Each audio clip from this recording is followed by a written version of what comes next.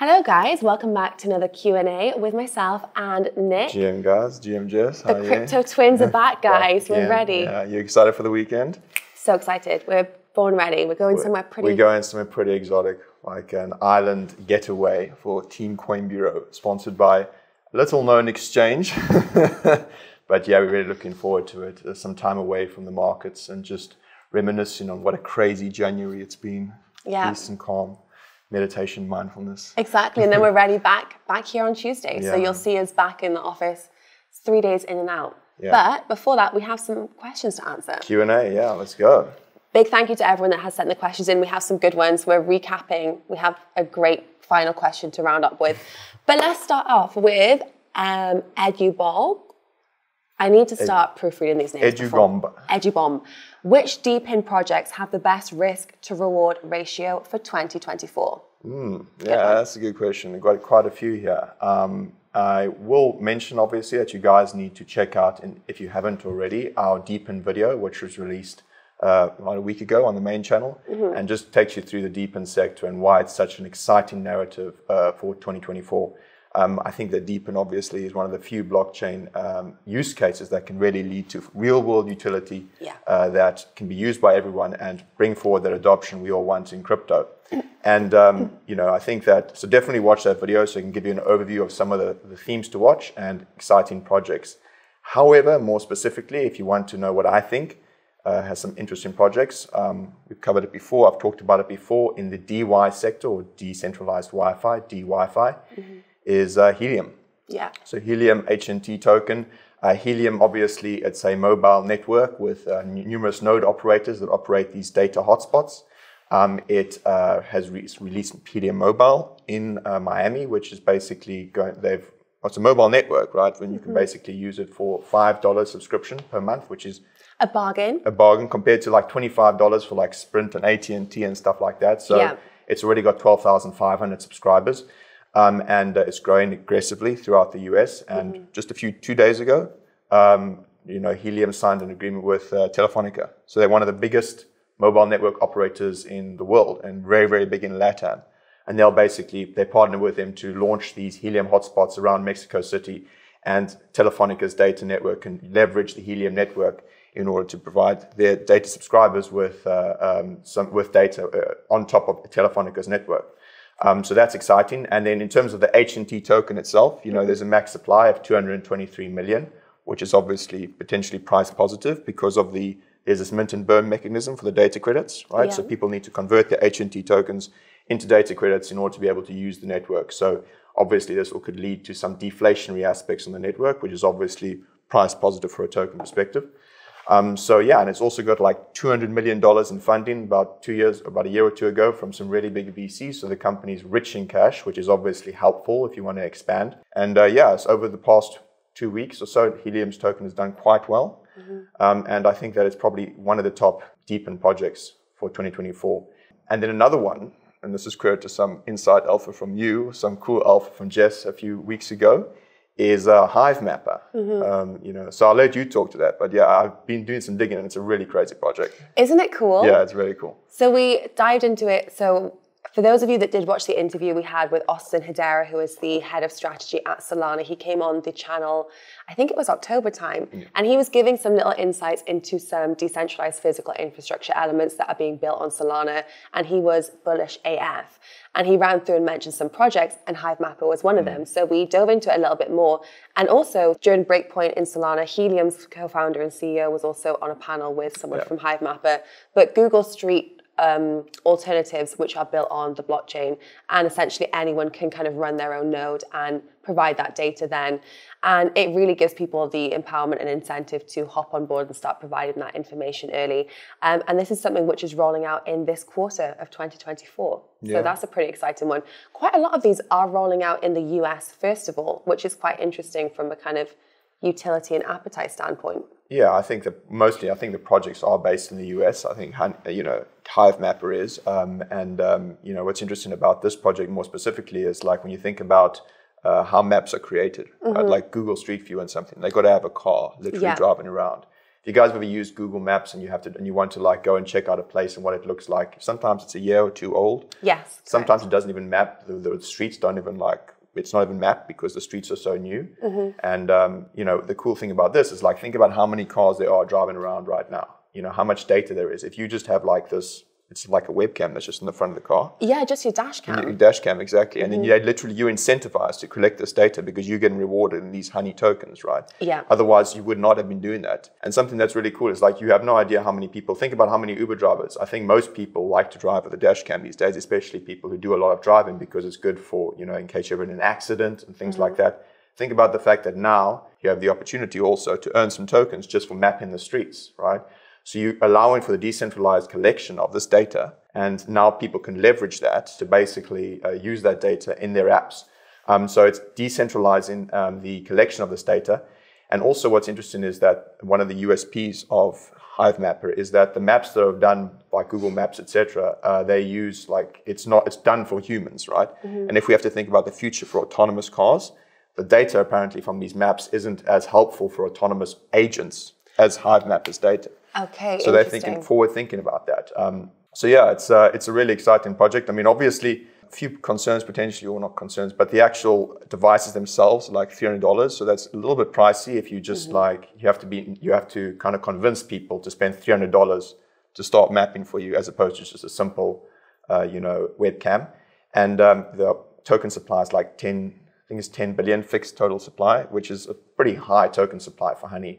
Yeah. The token's been around for quite some time, and it fell off a cliff in the previous bear market, but now it's picking up again, and they've raised some strategic funding as well. So I think that's a really exciting project, def one to watch. So thanks for the $300 for the dash cam. So pop it on your Christmas list next year. Yeah, it's cheaper than the step to earn shoes. That's true. And also think about like the ROI on that. You know, exactly. if you do a lot of driving, you know, and you recording stuff, instead of recording crazy dash cams and uploading on YouTube for AdSense, why not make and earn some Honey tokens for just, you know, randomly mapping streets, you know?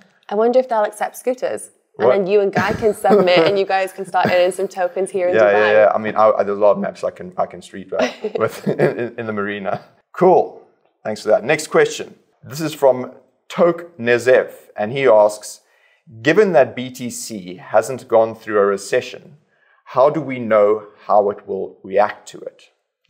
Very good question. Let's start with the inception story. So Bitcoin was made in the inception of a recession. That's true. 2008, Chancellor on the bailout of banks, ingrained in the first Genesis block of Bitcoin. So the idea is that Bitcoin intentionally was recession-proof against the traditional fiat currencies.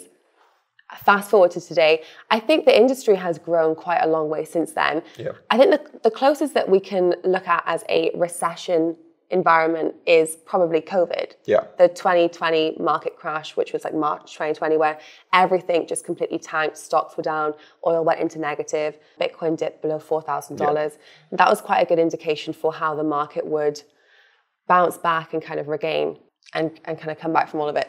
I think also the fact that we have seen spot Bitcoin ETFs come this year as well, the market and the industry as an asset class is larger. It is going to start to withstand and migrate away from being traditionally was more of a kind of risky asset class back in the day. And we are seeing a little bit of less volatile price movements. That's true, yeah. Volatility is down a lot. Last year was the least volatile year for Bitcoin. Yeah, I guess the question here is, so that comes back to the question of what is Bitcoin, right? Yeah. Is it a risk-on asset that follows and correlated with equity? Is it a risk-off asset that follows and is correlated with hedge assets like bonds and gold? I think that, okay, so when it comes to the COVID recession, I think that it definitely did crash in that. But I think that the COVID recession wasn't a typical recession, right? It was just like a man-made recession where they shut down the economy completely and the whole world was going. I mean, if you think back to those days, people didn't know if the world was going to exist in 2 years, right? In terms of at least in the early stages. So that obviously caused a lot of panic selling in general across everything and people just jumping into treasuries. But in terms of how Bitcoin will react in recession, and now this is interesting because over the weekend I put out a post on Coinbureau Club research feed that looked at a report from Coinbase and Glassnode, which was published about 2-3 weeks ago. And it basically looked at how the crypto market looked and how correlated Bitcoin was with traditional asset classes, at least for last year. And when it comes to stuff like equities, it was the lowest correlation as well, compared to all other years in the past, which is really interesting. So, it was like an 18% correlation with the S&P 500, which basically means that it's very, very little statistical significance or relationship between these assets. So, therefore, is it really considered a risk-on asset that's going to follow equities in a recession? In a recession, obviously, risk-on assets sell off. So maybe not. It's maybe not a risk-on asset. But what about a risk-off asset like a hedge, right? Like bonds or gold? Well, I mean, the correlation with the Bitcoin 10-year bond last year, over the year, was like 8%, which is also statistically insignificant. Yeah. Similarly with gold, like minus 5% correlation. So all of this shows that, Bitcoin as an asset class, at least from last year's data, it's unrelated. It doesn't respond to many of the other market factors that most of these other asset classes do. So then that makes one wonder, is it a completely different asset class that reacts differently and the ultimate hedge to financial contagion, which could come from a recession? And if you remember, back to last year when it was the banking crisis, right? Yeah. When SVB and the bank runs and all that kind of stuff, Bitcoin started that rally. The Bitcoin 1 million prediction, Balaji, all that kind of stuff. That was when Bitcoin was in, massive recovery, rallying, and this concept that Bitcoin is the only safe asset to hold right now in this very uncertain banking crisis time. So, yeah, I think the question is, I don't really know how it will react in a recession because according to data last year, it moved completely independently of all these other asset classes. But it is a good point you make that, okay, now it's like an asset class that traditional investors can invest in through ETFs. Does that therefore mean that it's going to be closely track equity prices? It could be. And remember, this is just a report that was done for last year's correlation, coefficients, which obviously correlation is a dynamic variable which moves and changes. But yeah, that was just very interesting. I thought what we've seen recently over the past year, Bitcoin was kind of decoupled from equity and other asset classes. Yeah, I was going to say over the years, we definitely have seen a decoupling away from more traditional asset classes and moving in kind of cohesion with Bitcoin. So I guess it's anyone's guess to see how things move forward. Yeah, well, I mean, that's a question. Yeah, do we think we're going to have a recession this year? That's another question. I mean, I don't know. Doesn't seem like it though, according to the most recent economic data. So maybe it will take some time before we test this theory, but it will come one day. And when it does, it'll be interesting to see. Let's see, guys. I'll be hodling either way. We interrupt this programme for an emergency crypto weather forecast. Get ready for a whirlwind of savings. We're seeing some high-pressure sign-up bonus systems forming in the northeast. In the south, we'll be seeing some heavy discounts on hardware wallets, so watch out for those if you're going to be out and about. And then in central areas, there's a high chance of trading fee discounts, which should be settling in later on. So be on the lookout for up to 60% off there. Lush! For a more comprehensive forecast, just visit coinbureau.com/deals or use the link down in the description. These deals are red hot, so make sure to take all the necessary precautions. Well, that's all for today's forecast. Now back to the scheduled programme. Okay, so this is for you. So it's from during September, which is when are you picking Dubai winners? I need to know if I should go on a diet soon. Diet soon. The Dubai shred is... Yeah, man, he's getting beach body ready, man, because the beach clubs out here on the Palm, They're popping off this time of year. That is true. It's going to be crazy. And it's Token 2049 at that time as well, so you'll be partying with all the crypto bros. Shirts off. So... yeah, well, first of all, let me just give you some context in case you guys don't know already. We on Coin Bureau Club, which is our subscription model, we are doing a giveaway, right? And the giveaway is one lucky winner or one lucky subscriber will be chosen to win a all expenses paid trip to Dubai around Token 2049 in April. And it's a 3-day trip. You get two return tickets, 3-day hotel, all expenses paid. You'll get an opportunity for 2 tickets to Token 2049, like one of the biggest crypto events that's just come to Dubai this year. You'll also get an invite to a very special Coin Bureau VIP side event, which Jess can tell you about in a minute. And we are also you can come into the Coin Bureau office for an office tour and see how the magic is made. And also a 30-minute call with the Gigabrains, Dan the man from the head of Coin Bureau Research, which is get a lot of alpha from that. and Coinbase merchandise pack. Ooh. And the best part of it all, the lunch at one of the best restaurants in Dubai with Guy and Jessica. Where are we going for lunch, guys? Well, it needs to be the TBD. We need to go and do the research. Okay. Yeah. We'll do some research. We'll find some good spots Yeah, and let you know. yeah. This sounds great. Yeah. So how can people apply? Well, it's if you're a subscriber, you'll basically be entered to win. And the winner will be chosen at the end of February. So the question should, when to go on a diet soon. I mean, so if it's the end of February and it's April, you've got less than 2 months to shred down. So, go on a water diet, like do what the UFC fighters do. Ignore him. You're perfect just the way you are. You don't need to change anything. Or you can start now in anticipation, and manifest it, and maybe the work that you put into getting shredded could basically manifest the ticket. The win. The win. But Yeah. it is going to be a good one, and there's going to be a lot of people in town as well. So I'm actually sure the flights going from London to Dubai, there'll be a few little crypto people that you might recognize on the flight too. But Token 2049, just as a recap, so you guys went to Singapore last year, and this year it's set to be in Dubai for the first time, and it'll be around the Souk Madinat area of Jumeirah, which is a beautiful spot by the water. There's speakers like Arthur Hayes, we have Joe Lubin, I think. Joe Lubin from Consensus, yeah. We also have Sergey Nazarov from Chainlink, quite a few different minds that will be coming together. Balaji might be coming as well, or he came to the last conference. I think it was the last one. Yeah, we had a talk about him. Yeah. But it's the first one, and everyone's super excited about this for Dubai. And it's actually used to be held in UK, in London. Oh. So it used to be, you had a Token 2049 in Singapore, and then one in London. And then London lost it to Dubai, unfortunately. Yeah, I don't. You got to get your crypto regulations up and ready, man, guys. Come on. Got to be able to start talking crypto again. So we, Coinbase, will be hosting a very small event the day before the conference starts, which the winner will also get to come along to. We are bulking out the guest list at the moment, and there are some pretty awesome names on there. So that's going to be very exciting. That's a little afternoon mingle, some snacks, a panel discussion, but it's going to be a kind of room of just 100 people, which we would love to see one of you lucky people there. And that's a chance for you to really chat with Guy and some other minds in crypto before the big conference event starts and before you see some of those people over on the main stage. Yeah. I'm looking forward to this, man. Yeah. And that VIP side event. I want to know who this guest list entails, who's going to be on this guest list. Well, actually, you do have the Google Doc, and you do need to approve it at some point. Well, I may be shocked or surprised. One of them is like all those Dubai influencers. So yeah, keep your eyes out. End of February, we'll announce it in the CBC Club. And next question from Matt Wayhay, and he asks, when my dad asks me about that Bitcoin thing, does that signal the bull market top?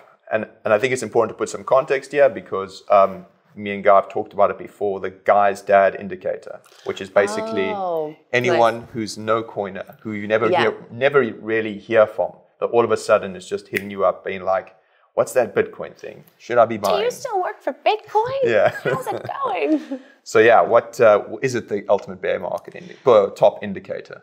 Everyone will have their own top indicator when it comes to these kind of things. I like to use a taxi driver indicator as well, to be honest. So when taxi drivers... Yeah, there's the mainstream... I have a few little metrics I'll dive into, and then I'm curious to hear yours. So first of them is the taxi driver indicator. So if my taxi driver in Europe or here in Dubai will ask me about crypto, if I tell them this is what I do for a living, if they're like, oh, I've heard about it, they'll normally ask about meme coins. That's normally one of the first things that comes up. But if they have actively been buying some crypto, I'm like, oh, that's normally a little bit of a market top. Also, if Trad5 Media reach out to you. So I actually thought there was a little bit of a small local market top about 6 months ago because I had a producer from Channel 4 reach out to say, we're doing a documentary on Bitcoin. Can you help us just give a little bit of behind the scenes research? But in the bull market of 2021, in November, I had a DM on Twitter from a journalist at Bloomberg, who asked, oh, hey, I saw a tweet about NFTs for Christmas. Ooh, I've seen this. Can you hop on a call with one of our team and just run through how you would gift an NFT to a non-crypto coiner as a Christmas gift? And I was like, absolutely, I will. So I hopped on this call, gave them a run through of kind of what they would do. And I was like, that has to be a market top, how to gift NFTs as a Christmas gift. Did you? Did you gift an NFT? No, but I lied and said that I did for the purpose of this article. And I was like, my budget's $4,000. And I was like, my family is not going to appreciate these. So what happens if your family reads the article and it's like, where the hell is my NFT gift? I sent them the article because I was like, guys, you're technically in a Bloomberg article. And in the article, they had actually really done my brother dirty because one of the quotes they put is, my brother, who's a chef in London, is going to get this NFT. However, I know he'd rather prefer food and alcohol. And he was like, what the hell? Why have you put that in there? I was like, sorry, this is what they went with, the article. I don't write it, you know. Was it a written article? Or a written article, okay. Yeah. But we had a phone call and then they turned it into a written article. Oh, okay. But the phone call, yeah. So you couldn't, would you have gone back? Would you have included the part about your brother preferring alcohol? Yeah, I would have. I think they had to throw it in there. The good thing is, like, now people know that that's what he wants for Christmas. Exactly. So, you've done him a favor potentially. So mainstream media reporting on it, like, what is this cryptocurrency that's gone up 12,000% in the last year? That's the local market top. Also, so Elon Musk, when he went on SNL talking about Dogecoin, that was local market top too.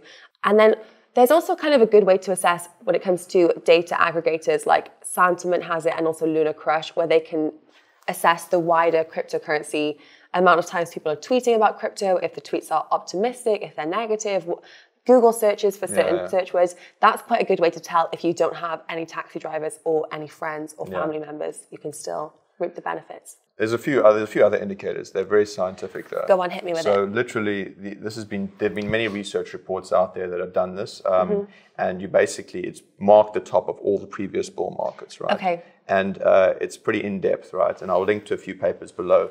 But it's basically, there's a very strong correlation between the number of crypto songs and hits that come out and the market top. Soulja Boy tweeted about crypto this week. Did you see that? Ooh, yeah, I saw that actually, asking people to buy. Yeah, but to be fair, that wasn't a hit necessarily, right? So, but it was someone who was tweeting about it. But in the previous 2021 market, if you remember some of those songs that came out, you remember Crypto Boy? No, I remember the Island Boys though. No, the Island Boys, were they crypto? I thought so. Or maybe crypto. Maybe they talked about crypto. But if you guys are in crypto Twitter, you know the Crypto Boys song, like this TikTok. Sing it. I don't care about your crypto, boy. Okay, I'm not going to sing the whole thing, but you guys know what I'm talking about. Right there, guys. But it really does slap. It's a really good song. Like, I'm not going to lie, I did enjoy that song. I did play it a few times. I was like, okay, this is probably the top. Probably going to crash, but this is a good song. We also have a local weekly office top when you play in your office in Pump It Up by Endor. If there's like a weekly day trade. When Bitcoin was above 47K, I was pumping it quite a lot. Yeah, exactly. Just staring out there, looking at my multiple screens, like looking at Bitcoin crash. And I was like, this is the vibe. Another one that actually came out that really did mark the top, that did not slap and was it was cringe. Literally so much so that I had to turn off crypto Twitter for a week, being like, it's the Ice Age coming, boys. Was Wag Me by Mark Zuckerberg's sister. We're all going to make it. Oh, okay. Yeah. I will link to this. Yeah, when you saw this, it was like cringe. Like literally, I almost died of cringe. I was like, shivering. So someone called like QEQL on Twitter had put a cycle top signal tweet, and I'll link it in. Well, maybe we can add it in. But there were some really good ones here. So Coinbase becoming the #1 app in the App Store. Your most uninformed normie friend making more money than you. Luxury watch market running back turbo. That's a good one. That's a big one. Tattoos. Dave Port's annoying, like after selling on the bottom, and then people starting tweeting about longevity and how to live forever. Another one that should be there is the yacht indicator. Yeah, there we go. Dubai crypto yacht indicator. Dubai crypto yacht indicator, and I sad to say that we. You guys technically call the top. We call the top literally November 2021. We had a Christmas party that was in Dubai, and it did involve a yacht, and it was literally the most ridiculous waste of money.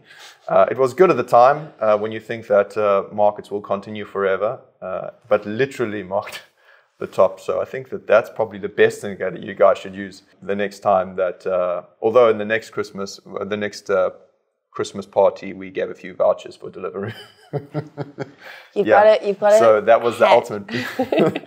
What a change in polarity. But yeah, so there's some really cool indicators out there. Most of them are social sentiment indicators. Yes. It's very scientific. Okay, next question. This is a very good one. Robin Overholzer, Who would you rather have as a roommate for 1 year? SBF or Gary Gensler? In brackets, you share bunk beds. I mean, is there the option to sleep on the floor? Is there the option to sleep outside? I mean, do I have to be housed in this? They got some really cool questions. I mean, this is really like... It's creative. It's very creative. So what I will say, though, is... So you share in a room, right, with someone. And if the rumors on crypto Twitter are true, and from what all...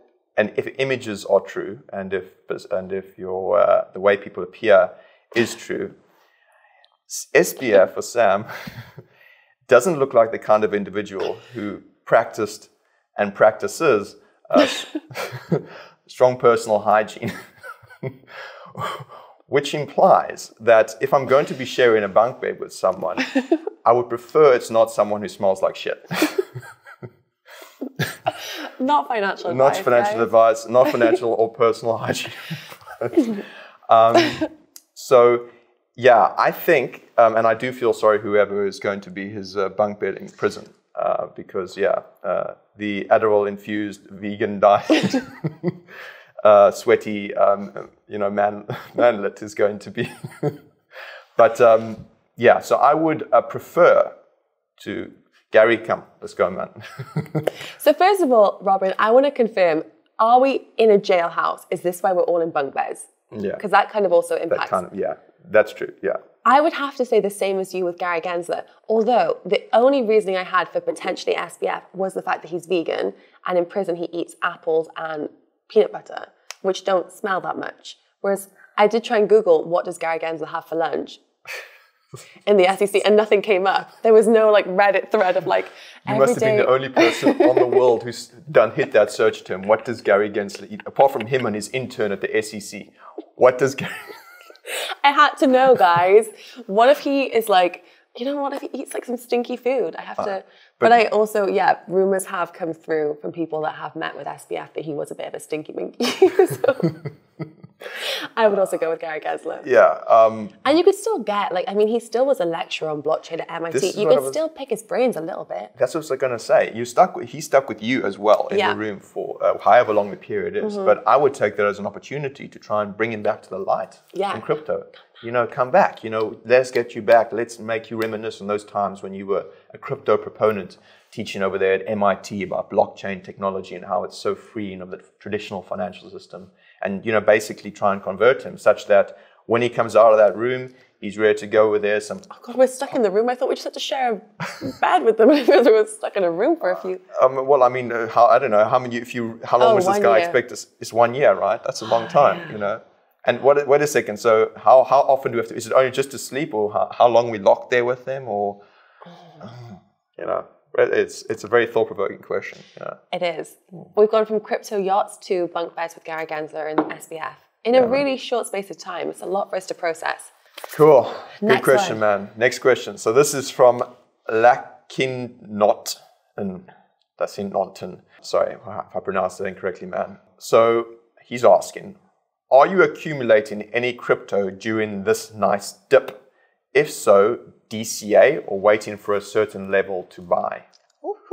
What are you stacking up on? So I actually did buy some SUI yesterday, and I did update it on the Coin Bureau research feed. And I also saw that Kevin had done a really lengthy alpha post on SUI. Definitely go and check it out if you remember. That was a really good alpha post. So Kevin, well done there, mate. Yeah. So I would say SUI is one of the kind of the major, it could be a potentially major layer one that hasn't really had its time in the spotlight yet. So I'm keeping a close eye. Actually, the SUI team are also quite often in Dubai. So I went to one of their networking afternoons one day, and I met with Evan, who's the CEO and co-founder of Miston Labs, who is kind of overseeing SUI network. And they seem to be doing a lot with ZK rollups too, which I think could be a nice narrative for 2024. So that's something that I have been watching for a while.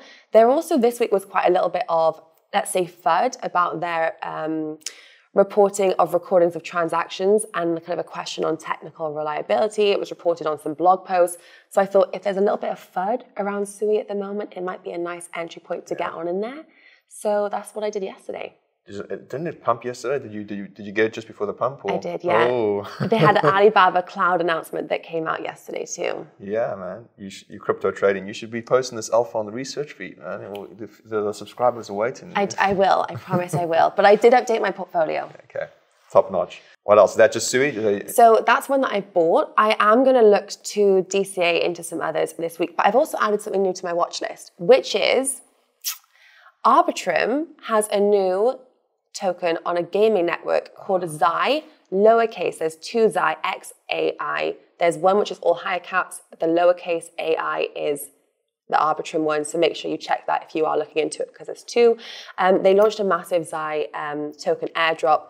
So they've had a lot of integrations, off-chain labs, Rarible, Third Web, Layer 0 are all building products on the XAI platform. Similar kind of ecosystem to Gala, but the migration moving from Ethereum sidechain network on Polygon to Arbitrum's gaming network. It's pretty cool though, because it's one of the first, if I think, it's one of the first Layer 3s. Because it's a Layer 2 on a Layer 2. Yeah. Pretty cool, man. Mm-hmm. Yeah, cool. So I guess on my side, there's a few that I haven't bought any of these yet. I need to free up some fiat liquidity to be able to do so. But I'm looking into it, and I've updated my watch list as well. So let me give you a few of them. Obviously, one of them, Celestia TIA. Now, obviously, we just did a video on this on the main channel about 2-3 days ago. Yeah. And it's a really exciting project in terms of the tech, right? This whole idea of the modular blockchain, and it's creating this complete data availability sampling system for Layer 2s to be able to scale. It's really an exciting project. And I will refer you to the video if you want the full breakdown of the project. So I've been looking into it. It's really exciting. The problem in terms of the tokenomics, like TIA, only potential concerns is that tokenomics-wise, it's got a lot of supply coming on the market this year, which could potentially impact on price. And there's also the question around what will happen post Cancun with EIP 4844 with the data availability layer on Ethereum. Will that make data availability sampling for a separate network, which is Celestia, redundant? But apart from that, I think that obviously there's a lot of excitement around staking with Celestia. It's got a massive amount of been staked, which is obviously in anticipation of potential airdrops as well. But this is all price positive. So I do think that I want to pick up a bit of TIA. I will wait a little bit and see if it got a nice entry level. I may DCA in and I'll update you guys. So that's one, is Celestia's TIA. Another one is, of course, actually surprisingly, SUI and SEI are both on my watch list. Both of these are, I'm really, for my L1 plays, they're both really exciting. On the SEI side, obviously, the fact that it's a completely new kind of consensus mechanism, and the fact that it's also playing on the parallelized EVM narrative, and it's highly performant as well, and it's performed very well. The price itself, though, over the past 1 month, which is potentially means that it could be a bit overpriced, at least compared to SUI, because SUI actually has a much higher TVL. Developers find building on SUI a lot easier because of the Move programming language. And they've also got these quests that developers can do, and that's the reason why there's such a high TVL on SUI compared to SEI. So if you believe in fundamental factors and fundamental analysis for DeFi protocols, SUI seems to have more TVL, and it hasn't rallied as much as SEI, so could potentially be an exciting one. Although SEI does have a slightly faster time to finality more recently with the upgrades. Yeah, and then one other, those are the two LTL ones that I'm looking at potentially. And then there's another one which I mentioned that I don't personally hold. So full disclosure, and though some team members, one team member did pick it up, I think Guy picked it up, is Restake Finance. Yeah, so this is basically, the reason I thought it was an interesting play is because it is playing on the restaking eigenlayer narrative, right? This whole concept of restaking on the Ethereum network. And it is kind of like, I think it's the only project out there right now as a first mover that has a token out there, which will allow you to get exposure to the eigenlayer restaking narrative right now. There are lots of other projects that are building as well, but they've got the ones with a token out right now. It's obviously very early stage, very high risk. It's still in testnet. So please don't go, and I haven't bought into it. I'm looking at it, but I haven't bought into it. But yeah, it's an exciting narrative. In terms of the project itself, it's going to be create liquid stake tokens on Eigenlayer. But I would encourage you to do your research on this project. It's still early stage, but I'm looking into it. And then final one on the watch list is one we just mentioned earlier, is helium. It's HMT. Yeah. So none of them I've picked up yet. Need to free up some liquidity. I will let you guys know when I start dipping into them. Then you're going to be checking out the Coin Bureau Club research feed. You guys should start giving us advancements on our payday when the markets are down, so we can like fiat in. Strategically, yeah. We can maybe use it on arbitrage opportunities. Like, okay, we can pay you a little bit earlier, but a little bit less. Or we want like 8% of the allocation. Yeah, that's true. 3%. Okay, I'm just going to stop talking. Okay, so Augustin Josera has said, have you guys heard of pill authentication? You tokenize your body to validate things. Yeah, I had not heard of it, Augustin. This is like a really good question. Well, you just brought something to us because I'd never heard of this in my life. We had to Google this stuff. Yeah. And it literally sounded like the most fucking terrifying thing I've ever heard of in my life. So here's just a bit of an overview of what it is. Okay, so it's basically a sugar pill that you can swallow. And here's a quote from the article. It says, "A quick soak in your gastric juices turns this pioneering pill on, triggering it to transmit an 18-bit EKG-like signal from your insides. The ingestible microcomputer's thankfully silent signal then automatically unlock your smartphones and other gadgets." This is wild. I can't think of anything more terrifying than knowing I'm literally a walking password. Yeah. And wasn't it like you can take up to 4 of these tablets a day for 4 different devices, passwords to unlock? Yeah, and literally like, so basically unlocks your phones. Okay, convenient. Yeah. But literally it says to me, please, my body is a password to, feel free to kill me. Kidnap me. Kidnap me. Well, kidnap, that's gracious. When people are like, why would I even want to kidnap her when I know her body literally has a password? Just hold the body near a password device, steal all her crypto. So sad.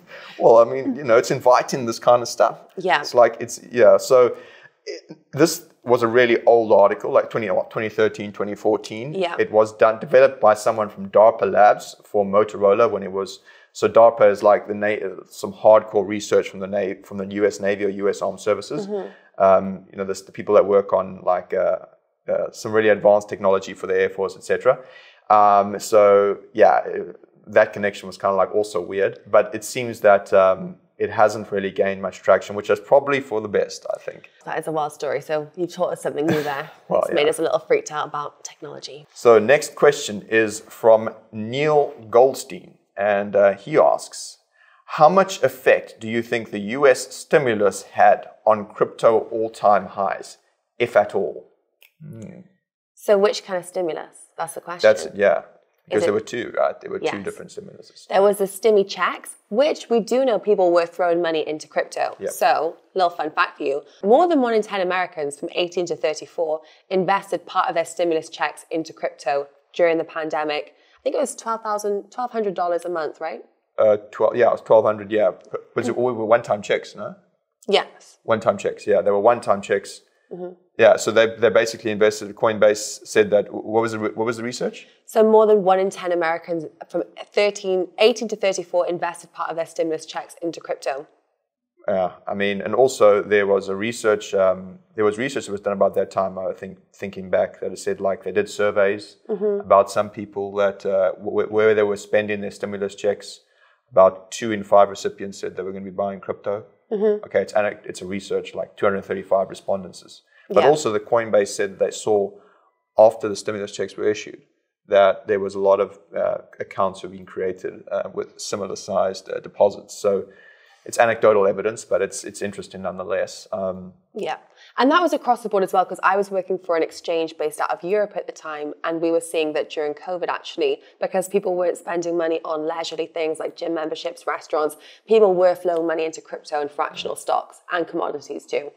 I think there was a lot of that. Yeah, exactly. I mean, it kind of made sense that you saw the all-time highs nearly after all the stimulus. Yes. But it's not just the stimmy checks. I mean, if he's talking about stimulus, also there's the money printer. There's the Jerome going with the money printer in the air, Yeah. Letting it rain.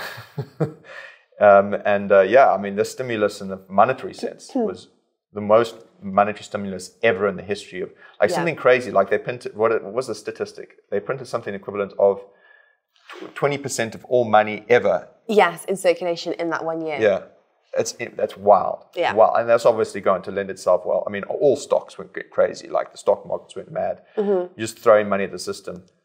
Remember, there was that crazy. There was that Fed governor, Neil Kashkari, the bald guy. You ever see that clip of his where he basically said, this was during the peak of the pandemic. He says, there's an infinite amount of money at the Federal Reserve. Yeah. Unlimited. We're just going to keep printing. If it has to be trillions, it's going to be trillions, you know. And Jerome also, he also came out during that time and he said something, so we just print it digitally.